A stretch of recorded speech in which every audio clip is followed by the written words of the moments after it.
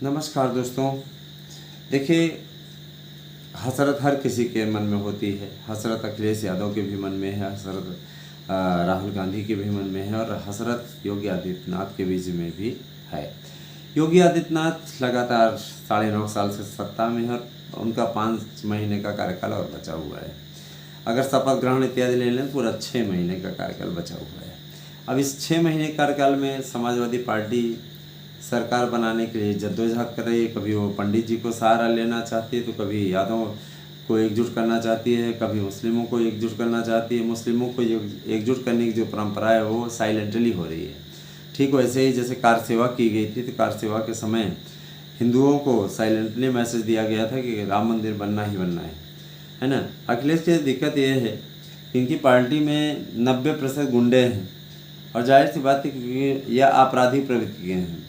भाई देखिए, मुख्यमंत्री का ये कहना कि जिस गाड़ी में सपा का झंडा समझो उसमें बैठा गुंडा, ये बड़ी चीज़ है। कोई मुख्यमंत्री जिम्मेदार व्यक्ति इस प्रकार की बातें कैसे कर सकता है। देखिए दोस्तों, एक प्रकरण आया है, वो है प्रयागराज का। प्रयागराज में अतीक अहमद के बेटे का एक्सीडेंट हो गया था, जिसपे अखिलेश यादव की पार्टी ने संदेह जताया है कि एक्सीडेंट ही है या मर्डर।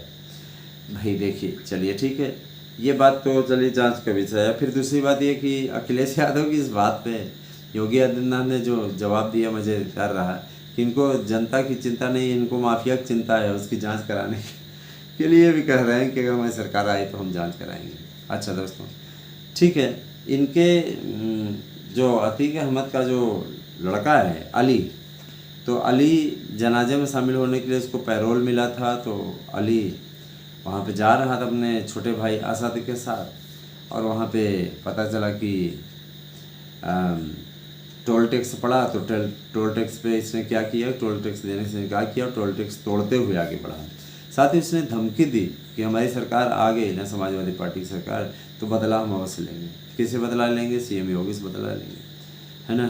तो दोस्तों, ये बात आप अच्छी तरीके से जान सकते हैं कि इस तरीके की सरकार, जब एक मुख्यमंत्री को धमकी दी जा रही है दोस्तों, तो ये तो आम जनता की क्या हालत होगी। मुझे याद है कि पहले जब गुंडा टैक्स चलता था अखिलेश यादव की सरकार में, हर चौराहे पर आराम से बल्ली लगा देते थे और रोक लेते थे।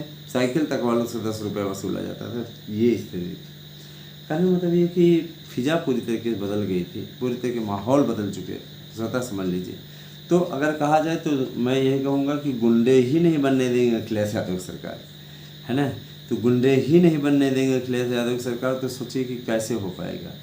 जाहिर सी बात है कि गुंडों के लिए अखिलेश यादव मसीहा जरूर है, लेकिन ये बात अच्छी है, आप जानते हैं अच्छी तरीके से कि अखिलेश यादव को अच्छी तरीके से मालूम है कि बहन बेटियों के आत्मसम्मान, उनकी सुरक्षा, वास्तव में अगर देखा जाए तो 9 साल के कार्यकाल में योगी आदित्यनाथ ने यह सराहनीय काम तो किया ही है ना।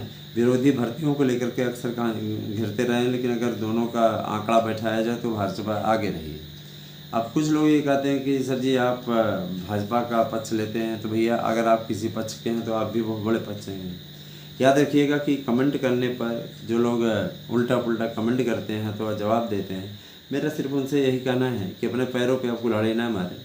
अपना क्रोध, अपना गुस्सा अपने पास रखिए, है ना। तमीज़ सीखिए, सबसे बड़ी चीज़ ये है। और दूसरी बात ये है कि देखिए, हमारा यूट्यूब चैनल है तो हम उस पर अपना प्रस्तुतिकरण देते हैं और आप तक हम सबसे सटीक और सही खबरें ही पहुंचाएंगे। किसी प्रकार कोई लपेटने वाला खबर नहीं रहेगा। जो खबर देंगे आपको बेहतर देंगे, याद रखिएगा। और आने वाला समय आपके लिए बेहद महत्वपूर्ण है दोस्तों। मेरी वीडियो पूरी देखने के लिए धन्यवाद। पूरी वीडियो देखा करिए, जिससे हम ज़्यादा से ज़्यादा आप लोगों तक आपके समक्ष वीडियो ला सकें और हाइप करने का कार्य अवश्य करें। हाइप करके पॉइंट दें चैनल को। धन्यवाद। आप सही दिन शुभ।